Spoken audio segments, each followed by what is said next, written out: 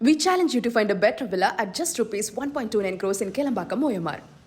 பரந்தூர் விமான நிலையம் தொடர்பாக முன்னாள் முதல்வர் எடப்பாடி பழனிசாமி, முன்னாள் அமைச்சர் தங்கம் தென்னரசு ஆகியோர் சட்டமன்றத்தில் தங்களின் கருத்துக்களை முன்வைத்தனர்.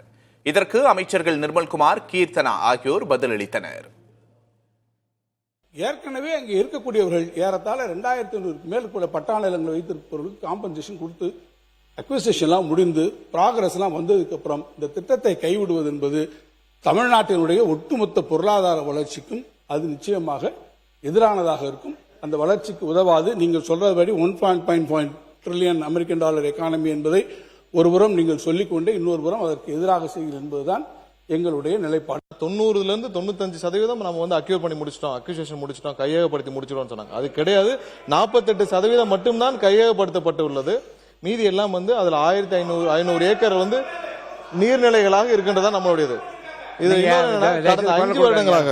கடந்த 5 வருடங்களாக இந்த இதுல வந்து கையகப்படுத்தப்பட்ட நிலங்கள் எப்படி எந்த மாதிரினா, யார் யாரெல்லாம் வெளியூர்கள்ல வசிக்கிறார்களோ அவர்களுடைய நிலங்கள் மட்டும்தான் வந்து ஃபோர்ஸ்ஃபுல்லா வந்து நீங்க வந்து உங்களுடைய வங்கி கணக்கில் போடப்படும் சொல்லி ஃபோர்ஸ்ஃபுல்லா கையகப்படுத்தினாங்களே தவிர்த்து உள்ளூர்ல அதான் நான் சொல்லப்பட்ட இந்த 4 பெரிய கிராமங்களில் இதுவரை 1 சென்ட் நிலம் கூட கையகப்படுத்தவில்லை.